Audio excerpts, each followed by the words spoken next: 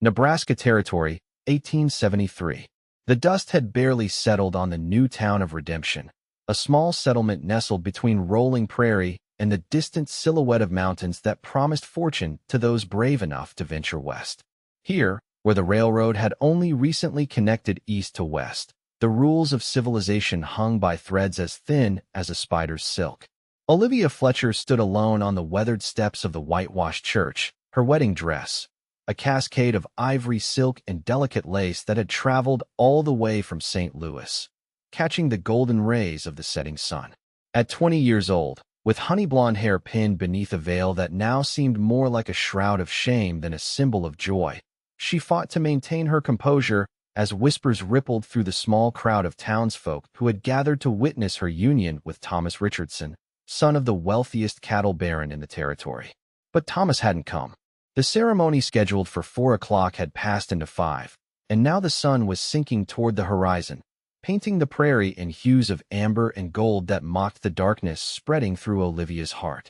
"He ain't coming, child," Mrs. Holloway, the preacher's wife, said softly, placing a weathered hand on Olivia's trembling shoulder. "His father's man came while you were getting ready.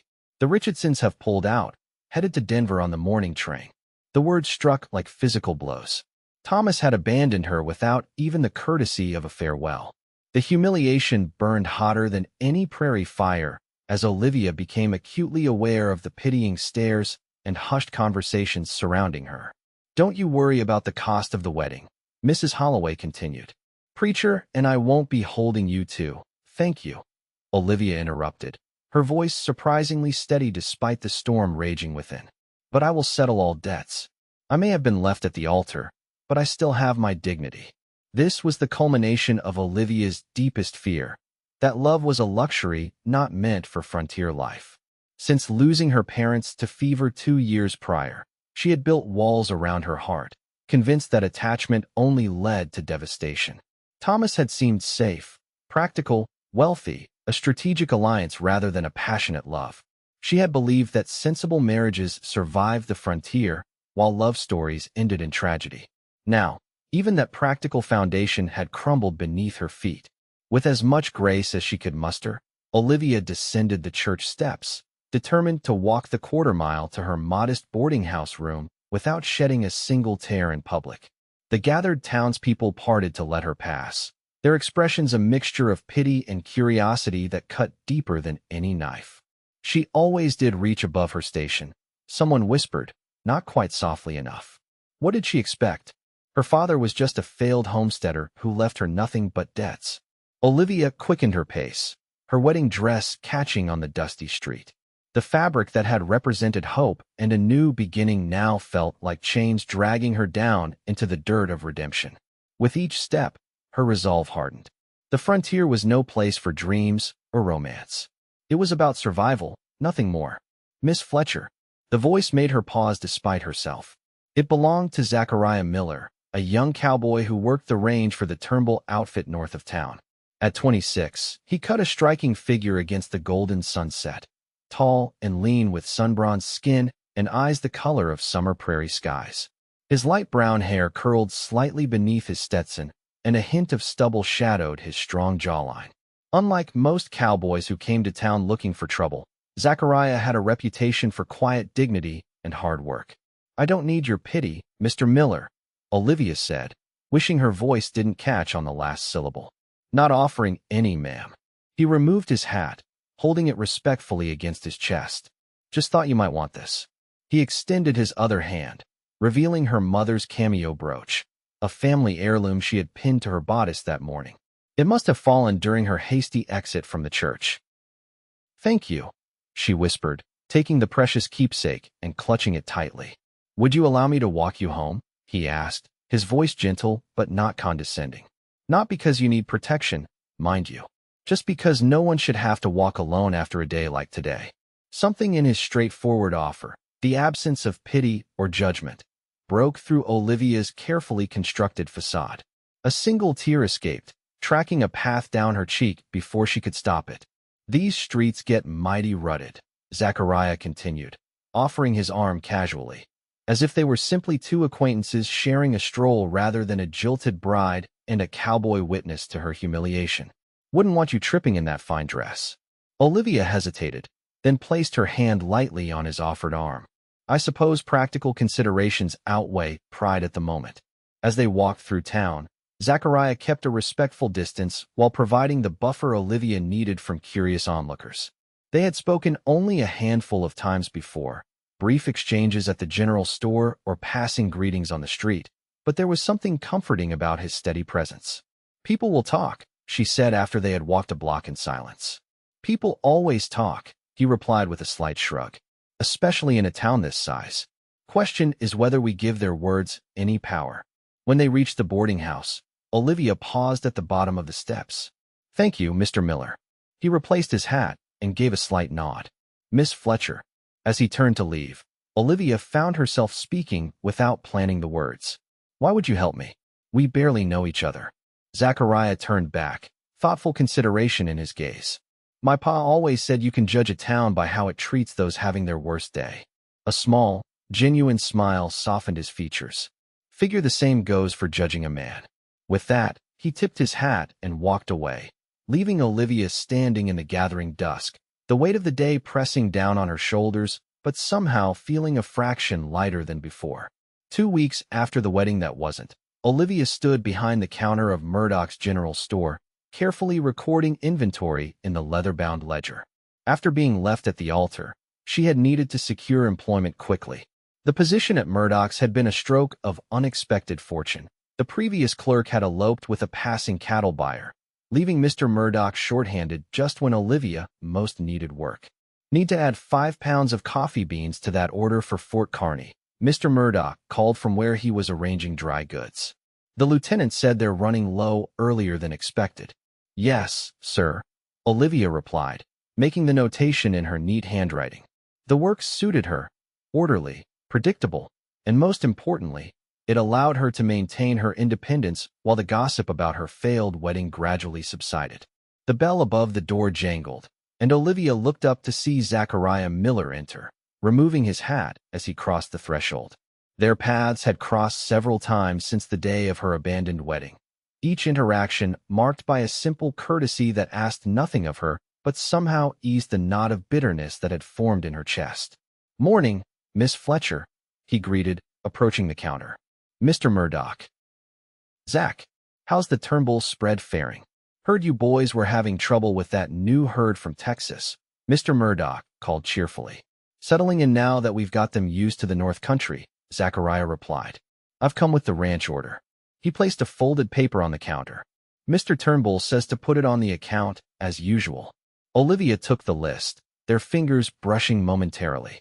"I'll have this ready by tomorrow afternoon, Mr. Miller." "Much obliged."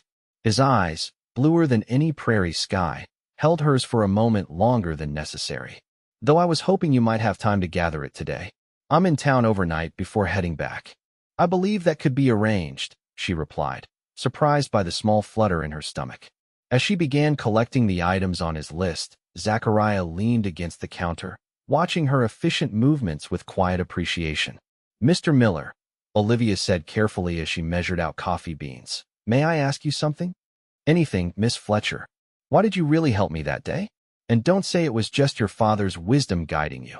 A slight smile curved his lips. "Truth, then? I've noticed you since you first came to town with your parents 3 years ago." Not in any forward way, he added quickly, "just noticed. You always carried yourself with such purpose. When I saw you standing alone on those church steps, still holding your head high despite everything, I respected that. Admired it, even." Olivia felt color rising to her cheeks and focused intently on measuring out sugar. "Most people in town think I got what I deserved for reaching above my station. Most people in town haven't built anything worthwhile with their own 2 hands, he countered. "You lost your parents, kept their homestead running alone for nearly a year before the drought took it, and still found a way to stay standing. That's worth more respect than marrying into money ever would be." His words warmed something inside her that had grown cold since her parents' deaths, a sense that someone saw her, truly saw her efforts to survive with dignity in a land that showed little mercy. "The Turnbull Ranch is having a harvest dance next Saturday," Zachariah said, changing the subject as she continued gathering supplies. Nothing fancy like town affairs, just good food and simple music. Would you consider attending? As my guest. Olivia paused, a sack of flour in her hands. Everything in her cried out to refuse, to protect herself from further humiliation. The frontier had taught her one lesson repeatedly. Hope was a luxury she couldn't afford. I don't think that would be wise, Mr. Miller, she said finally. People already have plenty to say about me. Being seen at a social function so soon after what happened would only give them more reason to talk. Something like disappointment flickered across his face, but he nodded in understanding. Of course, it was presumptuous of me to ask. Not presumptuous, she corrected softly. Kind. But kindness and wisdom don't always align out here. As Zachariah left the store with a promise to return for the order the following day, Olivia found herself watching his retreating figure longer than propriety dictated. Mr. Murdoch's knowing chuckle brought heat to her cheeks. That boy's different from most cowboys passing through, the older man commented. Got his head on straight and his heart in the right place. I'm not interested in any man's heart, Mr. Murdoch, Olivia replied firmly, returning to her inventory. I've learned that lesson quite thoroughly. The storekeeper shook his head. Begging your pardon, Miss Fletcher, but there's a difference between learning a lesson and letting fear make your decisions. His words haunted her throughout the afternoon and into the evening as she sat alone in her small boarding house room, mending a tear in her everyday dress. Through the thin walls, she could hear Mrs. Winters in the next room humming as she prepared for bed, the familiar sound a reminder of the community that surrounded her even in her solitude. Perhaps that was what frightened her most about Zachariah Miller's invitation. Not the prospect of more gossip, but the possibility that he might offer something genuine that she would have to either accept or reject. Both choices required courage she wasn't sure she possessed anymore. The next day, when Zachariah returned for the Turnbull Ranch order, Olivia had everything neatly packed and ready. Their interaction was cordial but brief, with neither mentioning their conversation from the day before. As he loaded the supplies onto his wagon, however, Olivia made an impulsive decision. Mr. Miller, she called, stepping out onto the boardwalk. About the harvest dance. He turned, expression carefully neutral. Yes, Miss Fletcher. I find I may have been hasty in my refusal. If the invitation still stands, I would be pleased to attend. The smile that broke across his face was like sunrise over the prairie, warm, genuine, and full of promise. The invitation most definitely stands. I'll come for you at 4 o'clock Saturday, if that suits. It suits very well, she replied, surprised by the lightness suddenly filling her chest. As Zachariah drove his wagon out of town, Olivia couldn't help wondering if she had just made a terrible mistake or taken the first step towards something unexpected. Either way, for the first time since being left at the altar, she felt something other than humiliation and bitterness. She felt a flicker of possibility, dangerous as that might be. The Turnbull Harvest Dance was held in the ranch's newly constructed barn, the scent of fresh-cut timber mixing with hay and autumn air. Lanterns hung from the rafters, casting a warm glow over the simple decorations of fall leaves and corn husks. A small group of musicians, ranch hands who could play fiddle, guitar, and harmonica, created lively tunes that had several couples already dancing when Zachariah helped Olivia down from his wagon. It's not what you're used to from town socials, he said, suddenly seeming uncertain. It's lovely, she assured him honestly. She had worn her best everyday dress, a deep blue calico with white piping that complemented her blonde hair, which she had arranged in a simple but elegant style, more genuine than most town affairs. As they entered the barn, several people turned to look, curiosity evident in their expressions. Zachariah placed a protective hand lightly at the small of her back, a gesture that conveyed support without presumption. Zach, you made it. A tall, broad-shouldered man with silver-streaked dark hair approached them, clapping Zachariah on the shoulder before turning a kind smile toward Olivia. And you must be Miss Fletcher. I'm Edward Turnbull.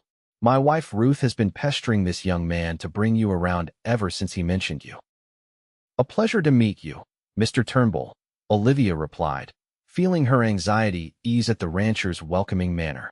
Come meet Ruth, Edward continued, leading them through the crowd toward a handsome woman with graying brown hair arranged in a practical bun. She'll never forgive me if I keep you to myself. Ruth Turnbull proved to be as warm as her husband, immediately taking Olivia under her wing and introducing her to the other women present. To Olivia's surprise, there was no judgment in their reception, only curiosity and genuine welcome. "Zachariah is one of our best hands," Ruth confided as they watched the young cowboy speaking with some of the ranch workers across the barn. "Edward says he's got a natural way with horses and cattle alike. Been saving to buy his own place someday." "I didn't know that," Olivia admitted, realizing how little she actually knew about the man who had shown her such unexpected kindness. "Not surprising. He's not one to talk about himself much." Ruth's eyes crinkled with maternal affection. "But he's mentioned you often enough these past months." "Months?" Olivia echoed, surprised. "We've barely spoken until recently." Ruth patted her hand with a knowing smile. "Some men notice more than they say, dear. Now, I believe he's coming to claim a dance." Indeed, Zachariah was approaching, a slightly nervous smile playing at his lips. "Would you honor me with this dance, Miss Fletcher?" The music had shifted to a slower waltz, and Olivia hesitated only briefly before placing her hand in his outstretched one. "I would be delighted, Mr. Miller." As they joined the other couples moving across the barn's wooden floor, Olivia was conscious of the respectful distance Zachariah maintained between them even as his hand rested lightly at her waist. He moved with surprising grace for a man who spent most of his days in a saddle.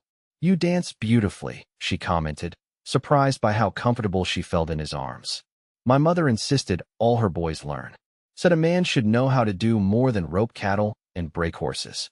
A shadow passed briefly over his face. "She passed 5 years ago, but I think she would have liked you."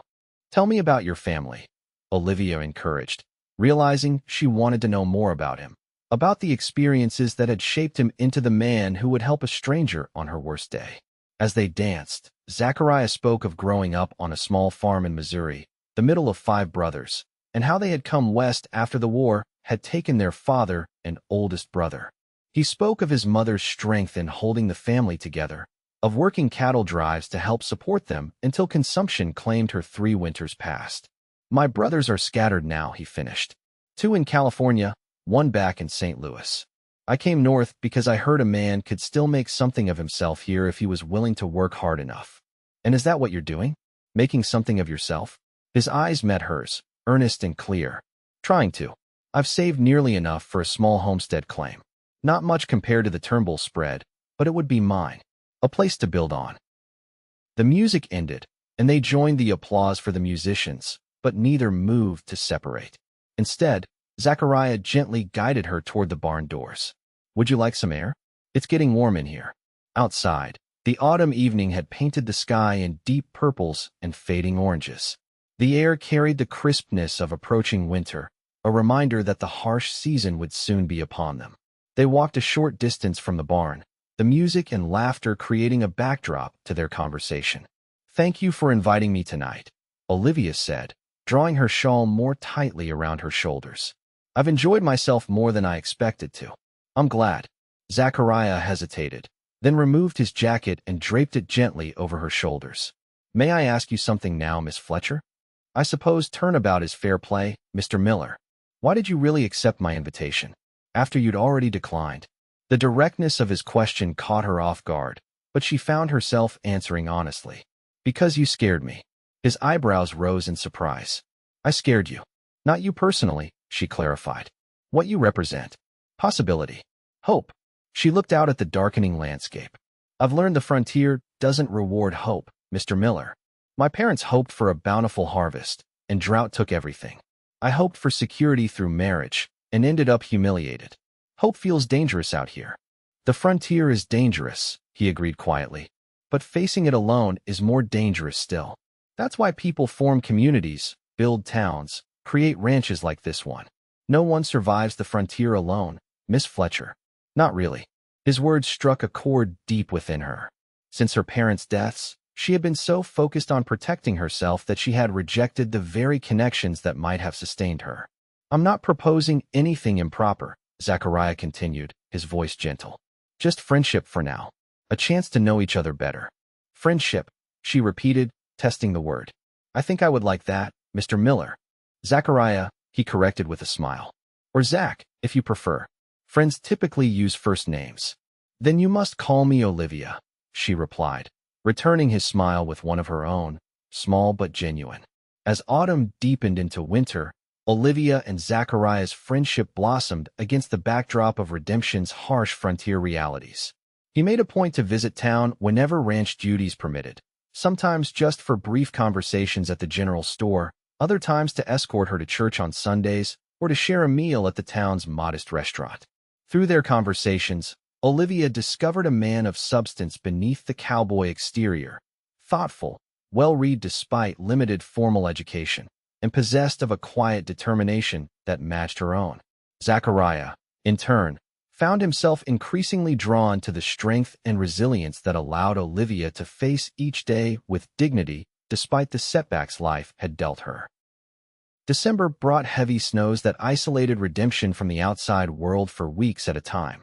When the trail to the Turnbull Ranch finally cleared enough for travel, Zachariah arrived in town with frost still clinging to his coat and concern etched on his face. "I worried about you," he admitted as they sat in the boarding house parlor, the only place Mrs. Winters would allow him to visit with Olivia that maintained propriety. "The winter's been harder than most. We managed well enough," Olivia assured him, pouring tea from the pot Mrs. Winters had provided before discreetly withdrawing to give them privacy while leaving the door properly ajar. Mr. Murdoch ensured everyone in town had sufficient supplies before the worst storms hit. "Still, you should have risked your life crossing 15 miles of snow-covered prairie?"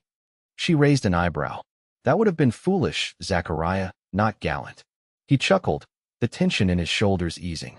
"You're right, as usual. But I brought something for you, now that I can finally deliver it." From his coat pocket, he withdrew a small package wrapped in brown paper. A belated Christmas gift. Olivia unwrapped it carefully to reveal a beautiful leather-bound journal, its cover tooled with delicate prairie flowers. "Zachariah, this is too much. It's not nearly enough," he interrupted gently. "But when I saw it in the Fort Kearny Trading Post, I thought of you immediately. You mentioned once that you used to keep a journal before your parents passed." The thoughtfulness of the gift, not an impersonal trinket, but something that acknowledged who she truly was, touched Olivia deeply. "Thank you. I shall treasure it." "There's something else," Zachariah said, his expression growing more serious. "Mr. Turnbull has offered me the opportunity to manage the northern section of his ranch. It comes with use of a small cabin and a share of the calf crop each year."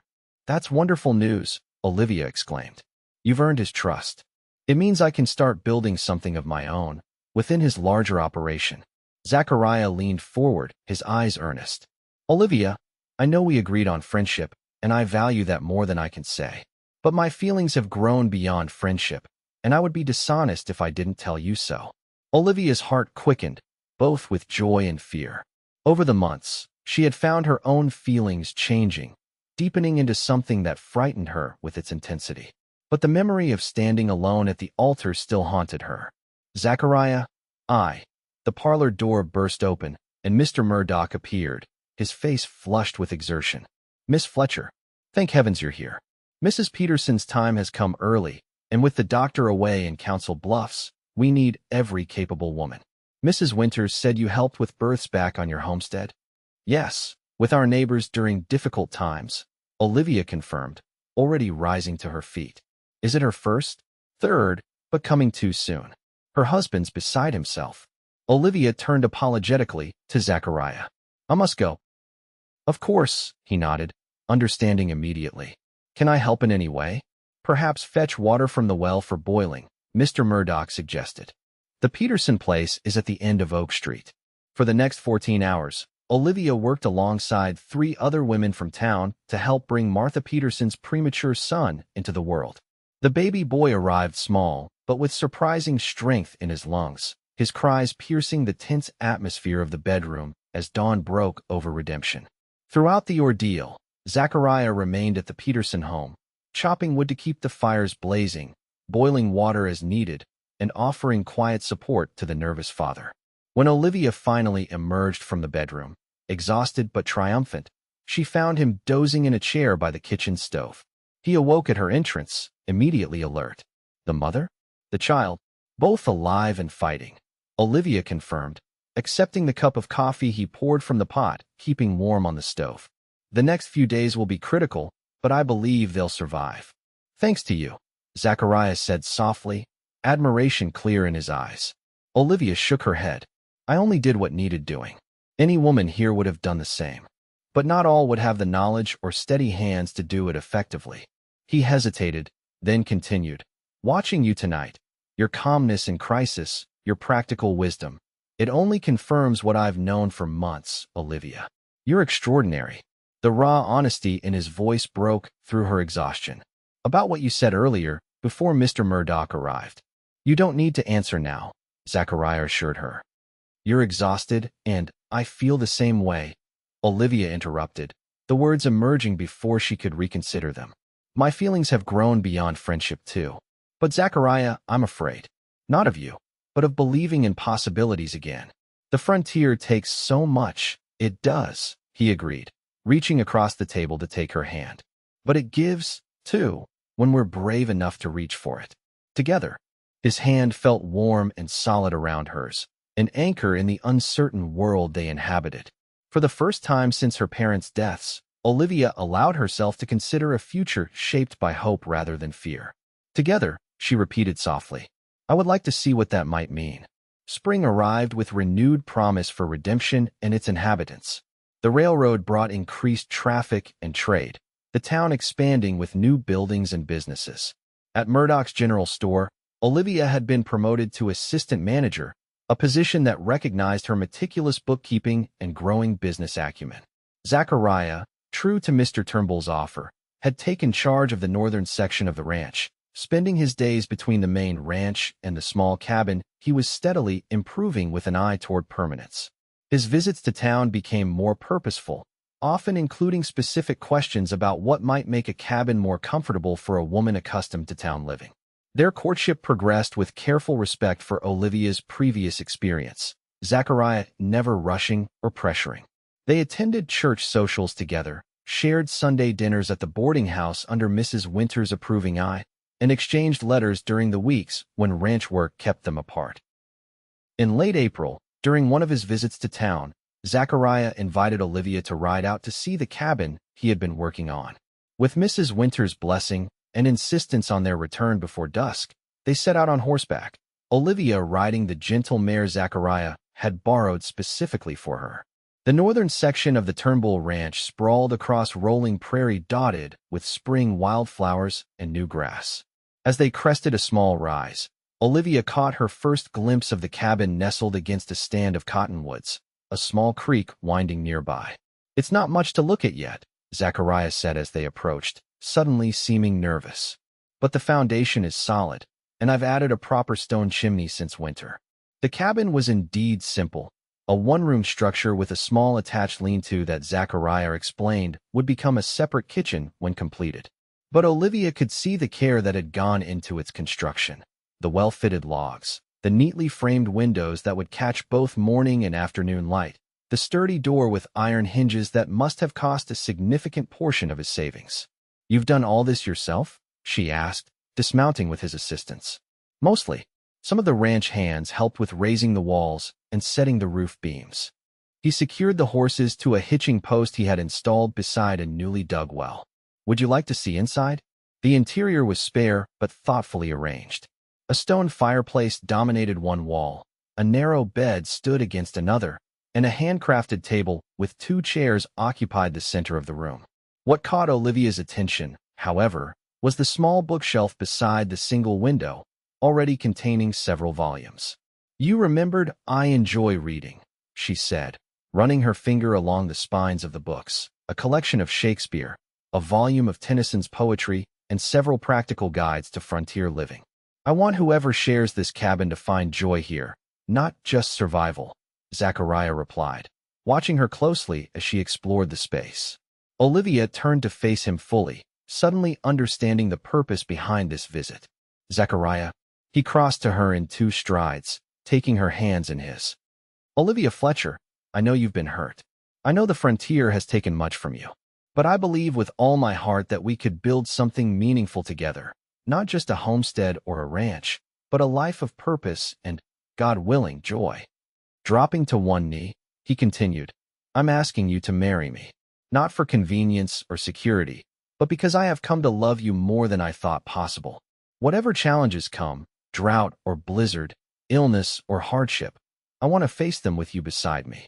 Tears welled in Olivia's eyes, not from sorrow, but from the overwhelming realization that the wall she had built around her heart had completely crumbled.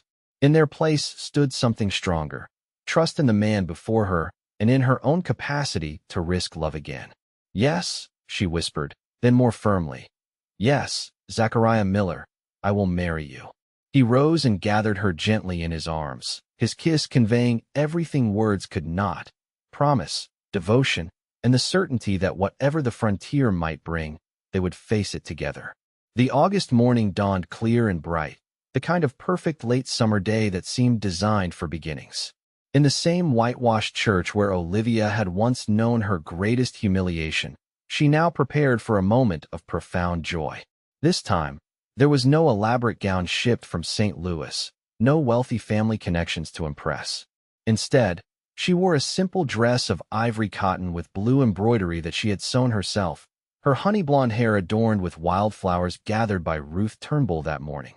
"You look beautiful, dear," Mrs. Winters said, adjusting the small wreath of flowers. "Absolutely radiant. I never thought I would stand in this building again, much less as a bride," Olivia admitted, smoothing her hands over the skirt of her dress.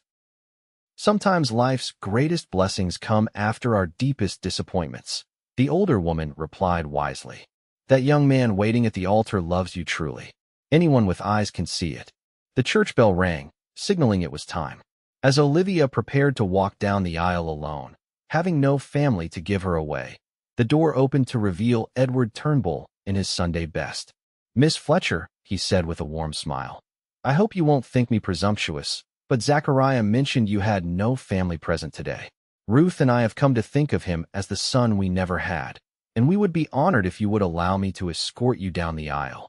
Touched beyond words, Olivia could only nod, taking the rancher's offered arm with grateful tears threatening to spill. The church was filled with faces that had become familiar and dear over the past year. Townspeople who had witnessed her humiliation now gathered to celebrate her happiness, ranch hands who worked alongside Zachariah, and even travelers passing through who had been invited to share in the celebration. At the altar stood Zachariah, his expression transforming from nervous anticipation to wonder as Olivia appeared at the church entrance. He was handsome in his new black suit, his light brown hair neatly trimmed, his face clean-shaven for the occasion. But it was the love shining in his eyes that made Olivia's heart swell with certainty that this time, this man, this marriage would be everything the previous attempt was not. As she reached the altar and Edward Turnbull placed her hand in Zachariah's, the young cowboy leaned close to whisper words meant only for her ears. "Their loss is my greatest fortune." In that moment, standing before the community that had become her family, Olivia finally understood that the frontier's harshness and beauty were two sides of the same coin. The land that could take everything in a season of drought could also provide the richest blessings, if one had the courage to risk hoping again, to build again, to love again. Preacher Holloway began the ceremony with words about endurance and partnership, about the special bond required to face frontier life together. As Olivia and Zachariah exchanged their vows, she felt the last vestiges of her false belief, that love was a luxury the frontier didn't permit, dissolve completely, replaced by the truth that had been waiting for her all along. Love wasn't a luxury on the frontier, it was a necessity, as essential as water, shelter, and courage. "I now pronounce you husband and wife," Preacher Holloway declared. "What God has joined together, let no man put asunder." As Zachariah kissed her, sealing their union with tenderness and promise, the gathered congregation erupted in cheers and applause. This time, when Olivia walked back down the aisle, she did so not in shame and solitude but in joy and partnership, her hand firmly clasped in that of the man who had seen her strength when she could only feel her wounds. Outside, the town of redemption spread before them, its buildings and streets no longer symbols of humiliation, but the community that had witnessed their journey from strangers to friends to lovers. Beyond the town limits stretched the open prairie, harsh and beautiful, challenging and rewarding, much like love itself. Mrs. Miller, Zachariah said, testing the new name with evident pleasure as they stepped into the sunshine. Shall we begin our adventure? Olivia looked up at her husband, at the future they would build together against the backdrop of the unforgiving yet magnificent frontier, and gave the only answer her heart would allow. We already have.